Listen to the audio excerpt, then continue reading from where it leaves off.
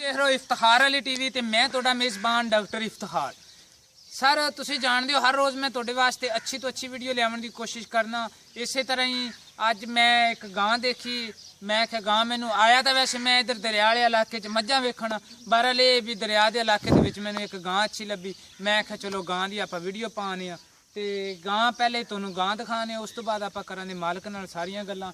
ਜੇ ਅਗਰ ਮੇਰਾ ਕੈਮਰਾਮੈਨ ਤੁਹਾਨੂੰ ਦਿਖਾ ਸਕੇ, ਮਾਸ਼ਾਅੱਲਾ ਗਾਂ ਇਹਨਾਂ ਦੀ ਪਿਆਰੀ, ਗਾਂ ਇਹਨਾਂ ਦੀ ਹੈਗੀ ਕਰਾਸ। ਪਿੱਛੇ ਜਨਾਬ ਸਾਹੀਵਾਲ ਦੀ ਵੱਛੀ ਹੈ ਕਿ ਵੱਛਾ ਹੈ? ਵੱਛੀ ਪਿੱਛੇ ਜਨਾਬ ਹੈਗੀ ਇਹਦੇ ਵੱਛੀ। ਤੇ ਇਹ ਆਪਾਂ ਮਾਲਕ ਤੋਂ ਪੁੱਛਣ ਦੇ ਸਾਰੀਆਂ ਗੱਲਾਂ ਵੀ ਕਿੰਨੇ ਦਿਨ ਹੋਏ ਨੇ ਇਹਨੂੰ ਸੂਈ ਨੂੰ। ਤੇ ਇਹ ਭਾਈ ਕੀ ਨਾਂ ਹੈ ਤੁਹਾਡਾ? ਸ਼ਬਾਜ਼ ਭਾਈ। ਇਹਦੇ ਮਾੜਾ ਜਿਹਾ ਅੱਗੇ ਖੜੋ। ਆਪਾਂ ਜਨਾਬ ਗਾਂ ਦੀਆਂ ਤੁਹਾਨੂੰ ਕਰਾਵਾਂ ਦੇ ਤਸੱਲੀਆਂ ਸਾਰੀਆਂ ਵੀ ਕਿੰਨਾ ਦੁੱਧ ਇਹਦੇ ਥੱਲੇ ਤੇ ਕੀ ਇਹਦਾ ਹਿਸਾਬ ਕਿਤਾਬ ਹੈ, ਕਿੰਨੇ ਦਿਨ ਹੋਏ ਨੇ ਸੂਈ ਨੂੰ। ਤੇ ਗਾਂ ਇਹ ਮੇਰੇ ਤੋਂ ਥੋੜੀ ਜਿਹੀ ਡਰੀ ਜਾਂਦੀ ਤੇ ਖੜੀ ਵੀ ਬਾਹਰ ਇਹਨਾਂ ਦੇ ਡੇਰੇ ਤੇ ਹੈਗੀ ਏ। ਬੰਦੇ ਵੀ ਇੱਧਰ ਥੋੜੇ ਜਿਹੇ ਆਉਂਦੇ ਨੇ ਘੱਟ। ਤੇ ਇਹ ਜਨਾਬ ਤੁਸੀਂ ਇਹਦੇ ਵੇਖੋ ਥੱਲੋਂ ਮਾੜਾ ਜਿਹਾ ਰੁਕੋ ਸਜਾਦ ਭਾਈ। ਇਹ ਜਨਾਬ ਤੁਹਾਨੂੰ ਆ ਰਹੀ ਹੈ ਸਾਰੀ ਨਜ਼ਰ, ਅੱਗੋਂ ਪਿੱਛੋਂ ਵਹਾਵਾਂ ਤੇ ਤੁਹਾਨੂੰ ਸਾਰੀਆਂ ਸਿਰ ਤੋਂ ਹੈਗੀ ਕੋਨੀ। ਇਹ ਆਪਾਂ ਨੂੰ ਮਾਲਕ ਦੱਸਣ ਦੇ ਵੀ ਕਿੰਨਵਾਂ ਸੂਆ ਸੂਈ ਤੇ ਕੀ ਹੈਗਾ ਇਹਦਾ ਹਿਸਾਬ ਕਿਤਾਬ। ਥੋੜੇ ਜਿਹੇ ਜਨਾਬ ਤੁਸੀਂ ਇਹ ਵੇਖੋ ਥਣ, ਅੱਗੋਂ ਪਿੱਛੋਂ ਵਹਾਵਾਂ ਦੇ ਸਾਰੀ ਜਨਾਬ ਤੁਹਾਨੂੰ ਕਰਾਵਾਂ ਦੇ ਤਸੱਲੀਆਂ, ਇੱਕ ਇੱਕ ਚੀਜ਼ ਦਿਖਾਵਾਂ ਦੇ, ਕਿਸੇ ਚੀਜ਼ ਕੋਈ ਕਮੀ ਪੇਸ਼ੀ ਨਾ ਰਹਿ ਜਾਵੇ। ਤੇ ਸੁਬਾਹ ਕੋਈ ਦਾ ਟਾਈਮ ਹੈ, ਪਹਿਲੇ ਭਾਈ ਉਰੇ ਕੋਲ ਹੀ ਆਪਾਂ ਆਏ ਆ ਜਨਾਬ। ਮਾਸ਼ਾਅੱਲਾ ਗਾਂ ਹੈਗੀ ਇਹਨਾਂ ਦੀ ਬੜੀ ਖੂਬਸੂਰਤ ਤੇ ਬੜੀ ਪਿਆਰੀ ਗਾਂ। ਅਸਲ 'ਚ ਥੋੜੀ ਜਿਹੀ ਡਰਦੀ ਬਾਹਰ ਡੇਰੇ ਤੇ ਹੈਗੀ, ਕੋਈ ਬੰਦਾ ਤੇ ਕਦੇ ਇਹਦੇ ਮੱਥੇ ਲੱਗਿਆ ਨਹੀਂ ਹੈਗਾ। ਮਾਸ਼ਾਅੱਲਾ ਗਾਂ ਇਹਨਾਂ ਦੀ ਬੜੀ ਚੰਗੀ। ਲਓ ਜੀ ਆਪਾਂ ਭਾਈ ਹੋਰਾਂ ਤੋਂ ਪੁੱਛਨੇ ਆ ਵੀ ਇਹਨਾਂ ਦਾ ਕੀ ਨਾਂ ਹੈ ਤੇ ਕੀ ਹਿਸਾਬ ਕਿਤਾਬ ਹੈ ਇਹਨਾਂ ਦਾ। अस्सलाम वालेकुम। ਕੀ ਨਾਂ ਜੀ ਭਾਈ? ਮੁਹੰਮਦ ਸ਼ਬਾਜ਼। ਉਧਰ ਕੈਮਰੇ ਮਨੇ ਦੇ ਜੀ।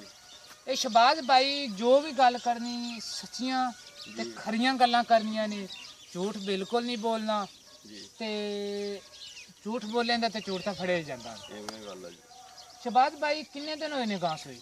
ਗਾਂ ਨੂੰ ਅੱਜ 10 ਤੋਂ 12 ਦਿਨ ਹੋ ਗਏ ਜੀ। 10 ਤੋਂ 12 ਦਿਨ ਹੋਏ ਜੀ।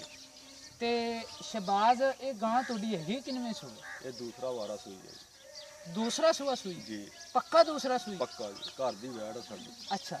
ਤੇ ਸ਼ਬਾਜ਼ ਇਹ ਕਿੰਨਾ ਦੁੱਧ ਬੱਚੇ ਨੂੰ ਪਿਆਈ ਜਾਂਦੇ ਤੇ ਕਿੰਨਾ ਚੁਈ ਜਾਂਦੇ? ਇੱਕ ਥਾਣ ਬੱਚੇ ਨੂੰ ਛੱਡ ਕੇ ਤੁਹਾਨੂੰ 11 ਲੀਟਰ ਦੁੱਧ ਦੇਵਾਂਗੇ ਜੀ।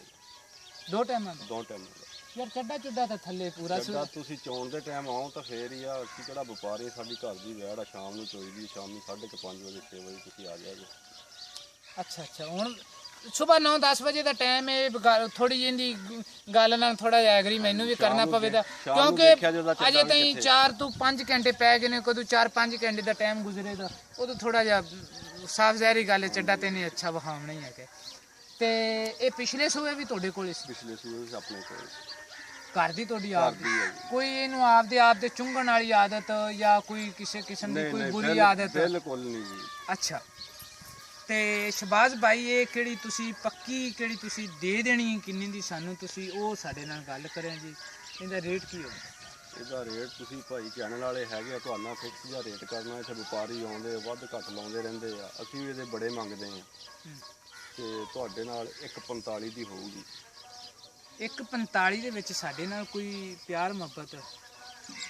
ਪਿਆਰ ਮੁਹੱਬਤ ਜੀ ਜੇ ਤੁਸੀਂ ਲੈਣ ਆਏ ਉਦੋਂ ਤੁਹਾਨੂੰ ਕੋਈ ਥੋੜਾ ਬਹੁਤਾ ਹੋ ਜੀ ਲੈਸ ਦੇ ਵਿੱਚ। ਅੱਛਾ। ਪਿਆਰ ਮੁਹੱਬਤ ਬਿਲਕੁਲ ਆਪਾਂ ਲਵਾਂਗੇ ਇਹਨਾਂ ਤੋਂ। ਤੇ ਜਾਨਵਰ ਤੁਹਾਨੂੰ ਦਿਖਾਇਆ, ਉਮੀਦ ਕਰਾਂਗੇ ਤੁਹਾਨੂੰ ਇਹ ਜਾਨਵਰ ਆਪਦਾ ਪਸੰਦ।